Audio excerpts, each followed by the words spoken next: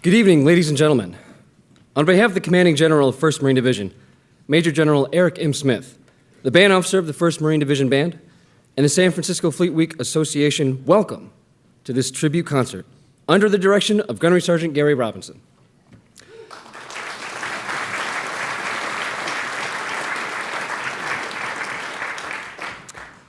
Fleet Week embodies a spirit of honor, tribute, and patriotism as the United States Navy and Marine Corps team demonstrates its unique and unparalleled capabilities.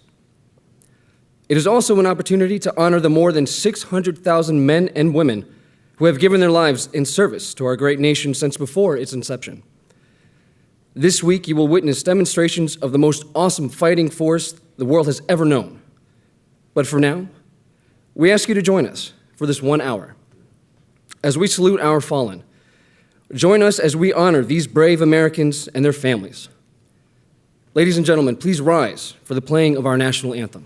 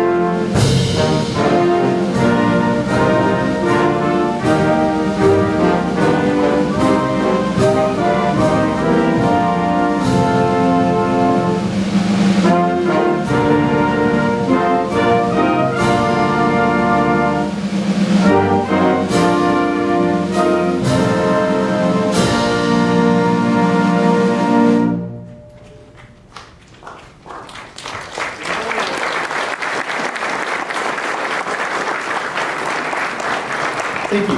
Please be seated. The Star-Spangled Banner is recognized around the world as an embodiment of the freedom Americans enjoy. But did you know that our national anthem was almost completely different? In 1918, American songwriter Irving Berlin wrote "God Bless America" while serving in the United States Army during World War I. It was made famous in 1938 when it was performed by singer Kate Smith on the radio to celebrate Armistice Day. It was such a popular hit that Americans all over the U.S. started a movement to make it our national anthem. Ultimately, it lost to the Star-Spangled Banner. However, "God Bless America" remains one of the most recognizable patriotic songs today.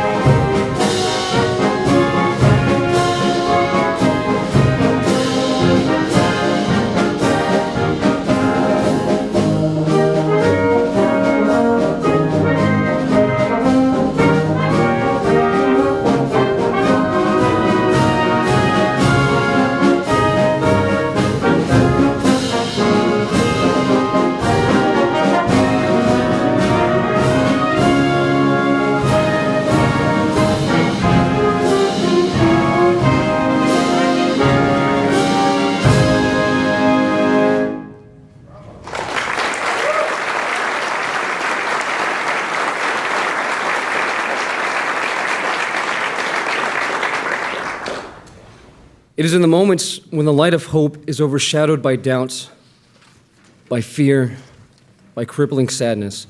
These darkest moments when hearts feel nearer the pit of despair than to God. When honor and patriotism can feel farthest from families who have lost loved ones in service to our country. In this quiet aloneness, when faith is tested, the aching heart yearns for answers, but only questions remain. Questions like, was it worth it?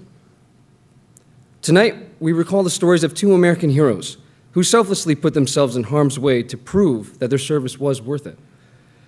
Each story faces the fears of a family's loved one not being able to return home. For most of us, this fear is something that we can relate to. Going home, with its smooth melody and enriching harmonies, can create the feeling of joy, peace, and happiness. Simply imagine how a family would feel when their loved one returns home after the demands of deployment. Or imagine one of these beloved warriors going to their eternal home, where the streets are golden and there is no pain or suffering. Ladies and gentlemen, going home.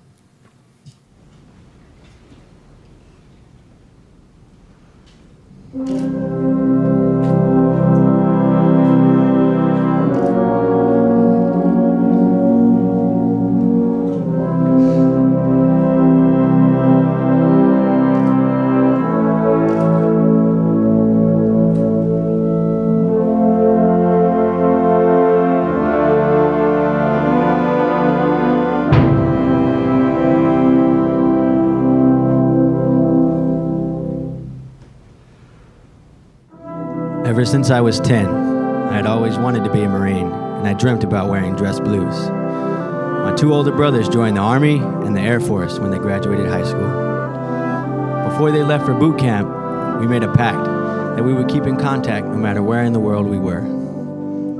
I shipped out the next summer, right after I graduated high school. After earning the title Marine at Marine Corps Recruit Depot, San Diego, I met my brothers on the parade deck. We were all in uniform. Our parents couldn't hide how proud they were of us. After completing training at the School of Infantry, I was sent to 1st Battalion, 5th Marines at Camp Pendleton and quickly deployed to the Himlan province in Afghanistan. I tried as hard as I could to keep in touch with my brothers as we promised. I got word that my brother was deploying to Iraq and we both would be defending our country for a noble cause. It wasn't very long after that, he was killed by an IED. I wanted to go to his memorial, but with the action my platoon was getting, I just couldn't leave. One day, while we were on patrol, we were ambushed. As we took small arms fire, I was spun around. I was hit. I was trying to keep fighting, but I couldn't move my legs. As I lay there bleeding, I was afraid that I wouldn't be able to keep my promise to my brothers. Then I thought about my mother getting that second knock at the door. She's a strong woman, but no one should have to be that strong.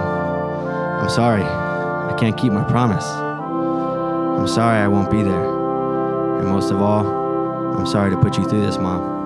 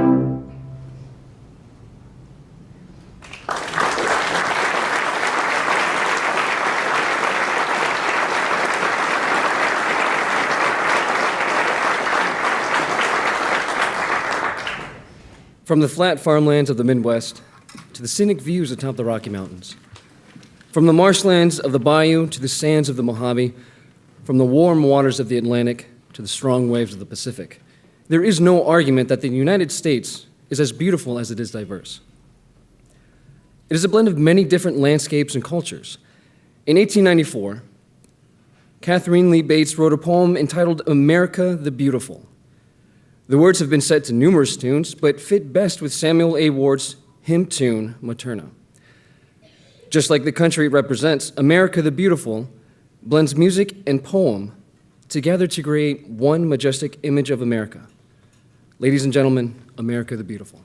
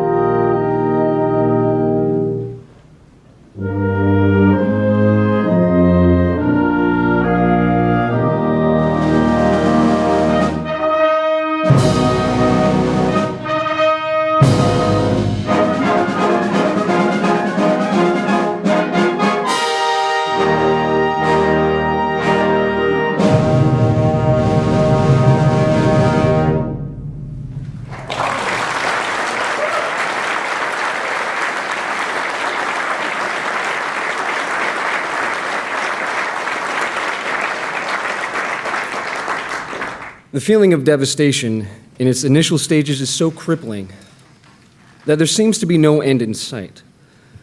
But on the other end of the devastation, there's hope. Hope is a driving force to face all adversities, instilling courage in the fearful and strengthening even the smallest of men to accomplish the greatest of feats. During the time of the Great Depression, America had lost hope. During 9/11, America faced the devastation of terrorism. Throughout history, Americans have repeatedly risen from the ashes of despair to bring hope to our nation by joining together to create it for one another and for those to come.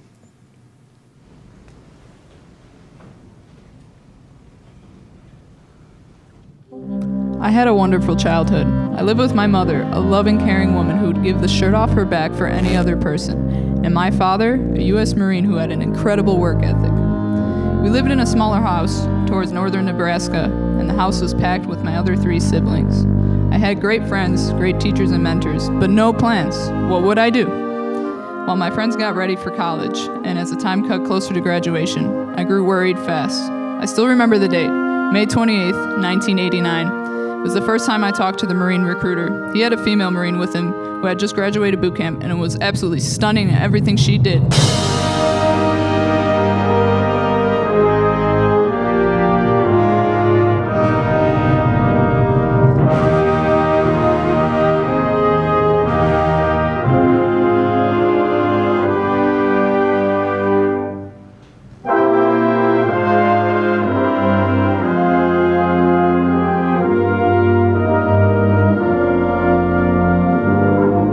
How she walked and talked with confidence set off something in my head immediately.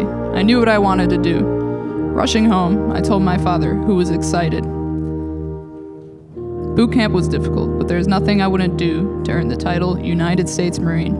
I remember the immense pride as I felt earning my Eagle Globe and Anchor in front of the Iwo Jima statue at Parris Island, South Carolina.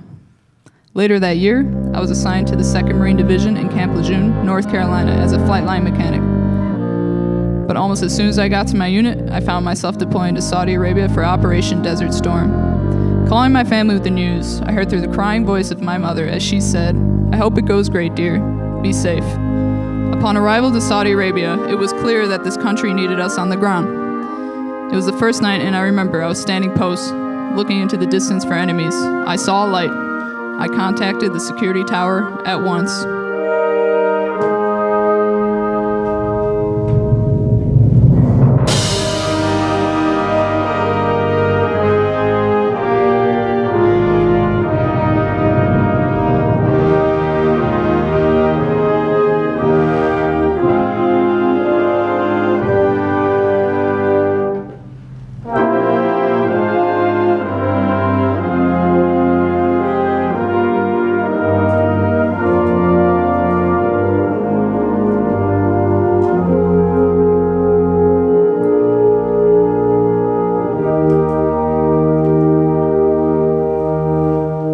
Before I knew it, I heard the most heart-wrenching, high-pitched noise I have ever heard and saw other Marines swinging their arms.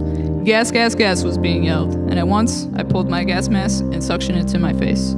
Others were not so lucky. Following nights later, my sergeant and I put together a convoy to set out for patrol. Trekking through the desert in the late evening last night was when I heard it. Looking forward to something as simple as chow only a few miles ahead as we made our way back to the small camp. I saw the Marine in front go down. Rushing to him, I felt excruciating pain. Then before I knew it, the Marines were rushing to me. Looking down, I realized I was in the position that people could only imagine being in. I had been shot and losing blood quickly. I wondered what my family would think, what my friends would think. In the end, I know I gave it my all. I gave everything I had for my country, and there isn't a thing I would change.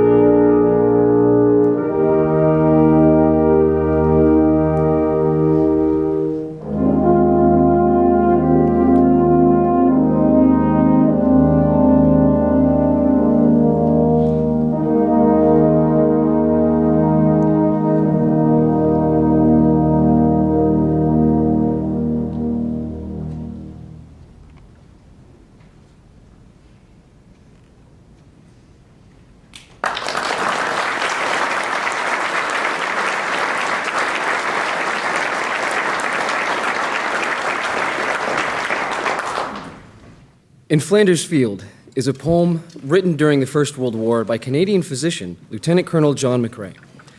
He was inspired to write it after presiding over the funeral of a friend and fellow soldier who died in the Second Battle of Ypres. According to legend, fellow soldiers retrieved the poem after McRae, initially dissatisfied with his work, discarded it. It is one of the most popular and most quoted poems from the war. As a result of its immediate popularity, parts of the poem were used in propaganda efforts and appeals to recruit soldiers and raise money selling war bonds. Its references to the red poppies that grew over the graves of fallen soldiers resulted in the remembrance poppy becoming one of the world's most recognized memorial symbols for soldiers who have died in conflict. The poem and poppy are prominent Remembrance Day symbols throughout the Commonwealth of Nations, particularly in Canada, and here in the US, where it is associated with Memorial Day. Ladies and gentlemen, please welcome to the podium Sergeant Wesley Hayes as he leads the band in the performance of In Flanders Field.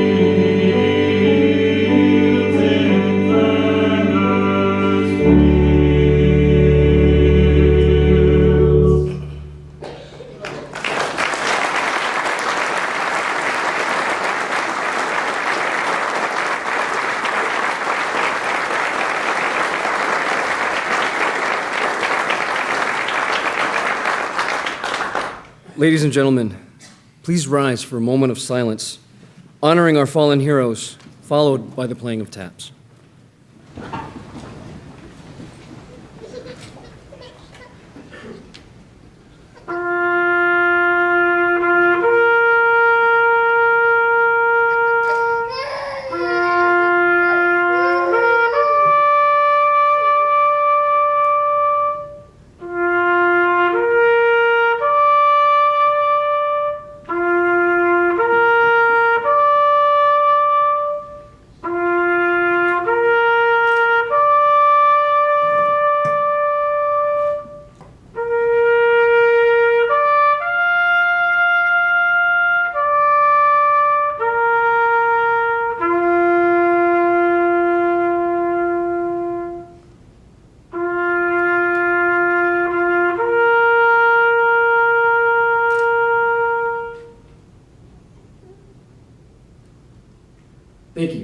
seated.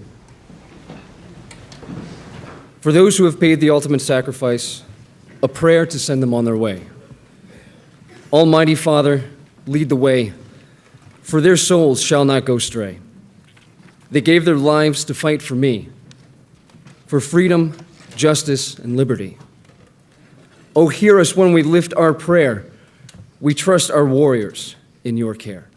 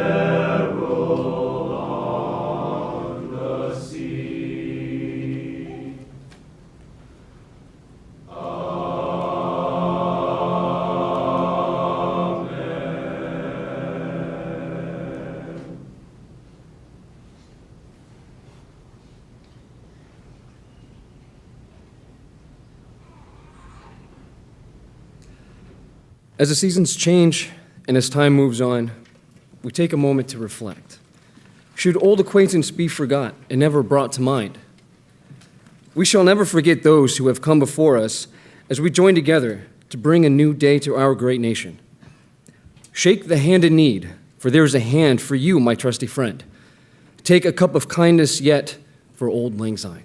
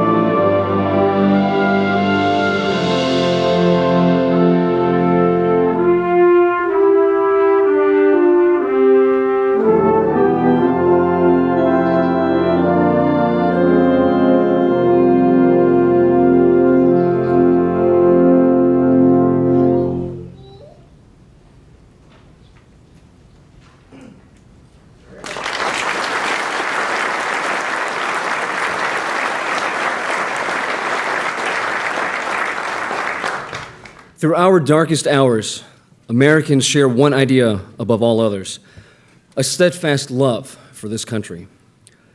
In Larry Kirchner's Salute to the Promised Land, he takes the American folk song Shenandoah and combines it with triumphant fanfares to celebrate the resilience of the American people. Ladies and gentlemen, salute to the Promised Land.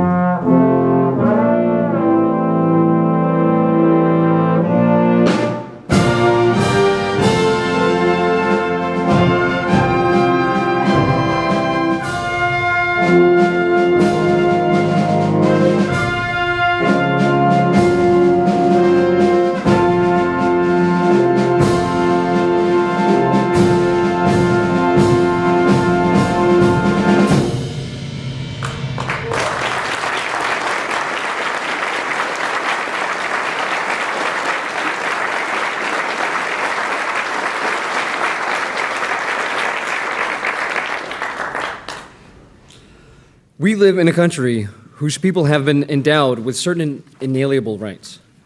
Those rights, however, come under attack from time to time.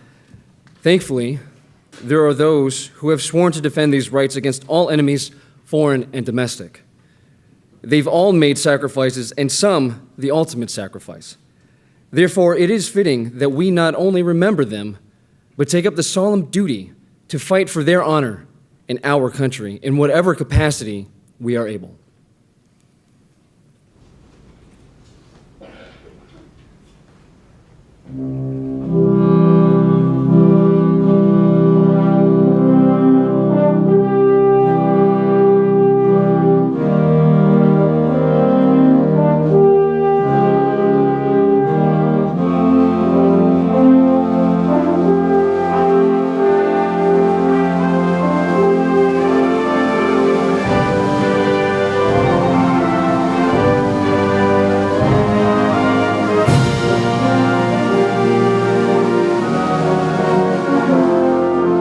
Duty, honor, country, a code of conduct and chivalry of those who guard this beloved land.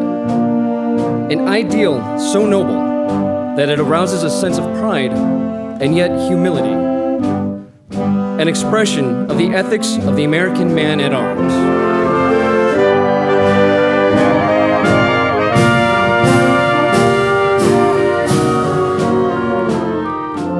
Duty, honor, country. Those three words build courage when courage seems to fail.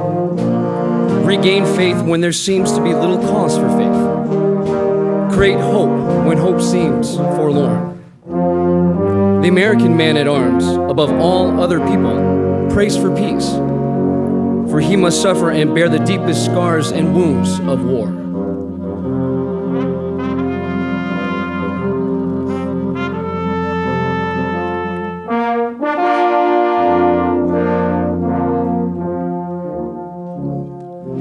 Duty, honor, country.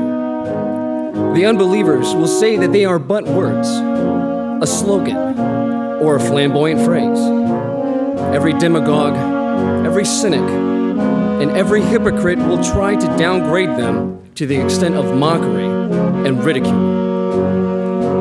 The code which those words perpetuate embraces the highest moral law and will stand the test of any ethics or philosophies ever published for the uplift of mankind.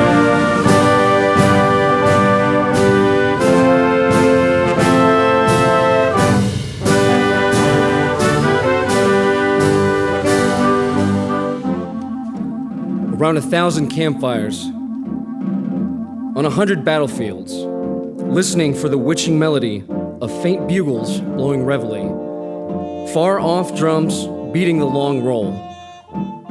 This is the story of the American man at arms. His name and fame are the birthright of every American citizen. In his youth and strength, his love and loyalty, he gave all that mortality can give. He has never failed us.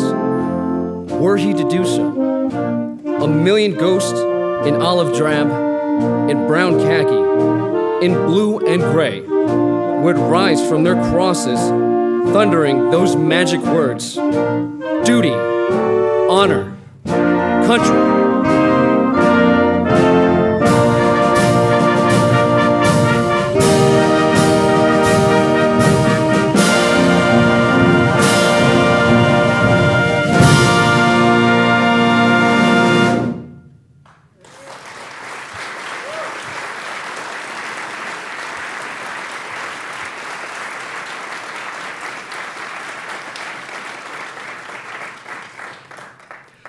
As we begin to close this evening's performance, I would like to extend our heartfelt appreciation for all of the support you've shown us, and by extension, the roughly 1.4 million young men and women who have dedicated their lives to serving their country. The reason we are able to celebrate this occasion, and others like it so closely associated with the American way of life, is due, in large part, to our men and women in uniform. Bearing that in mind, we would now like to pay tribute to all Americans who have served or are currently serving in the armed forces who have selflessly devoted their lives to the security of the American people. If you have served, are serving, or would like to honor someone's service in any of our nation's armed forces, we invite you to stand and be recognized when your service song is played. If for any reason you are unable to stand, please know that an entire nation is grateful for your dedicated service to our country.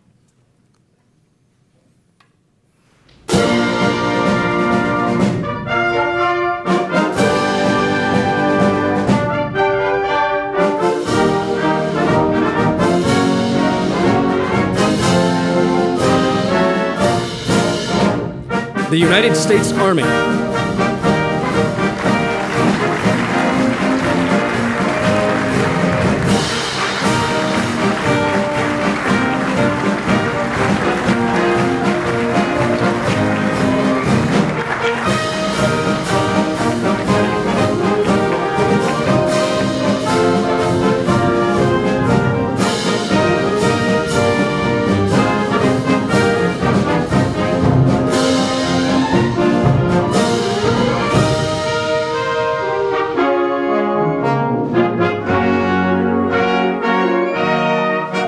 United States Navy.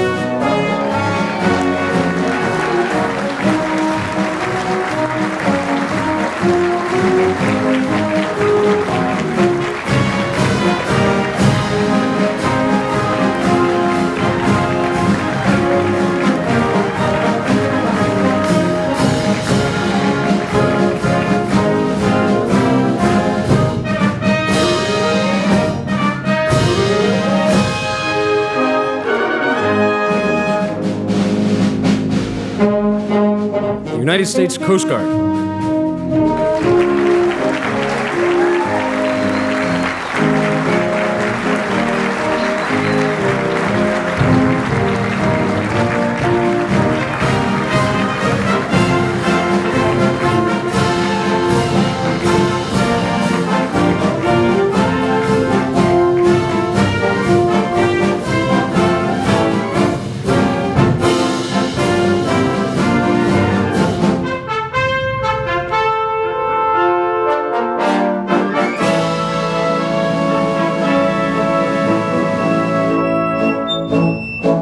United States Air Force.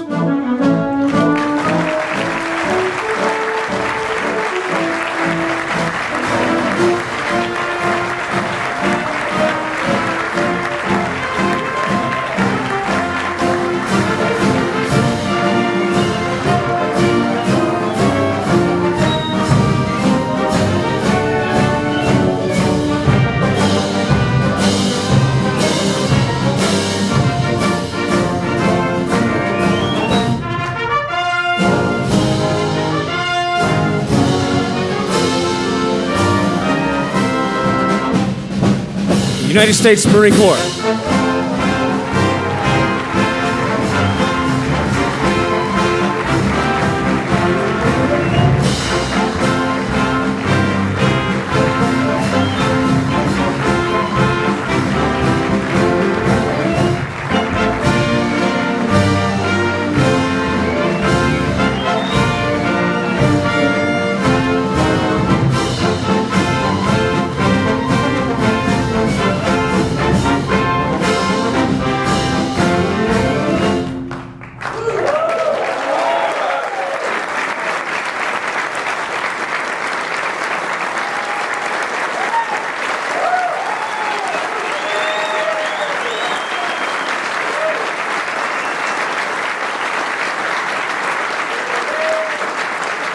Ladies and gentlemen, you have been a wonderful audience. We've really enjoyed performing for you. Thank you for sharing this time with us to remember those who have served and think about those who are currently serving. What Marine Band concert would be complete without the playing, though, of our favorite tune, The Stars and Stripes Forever?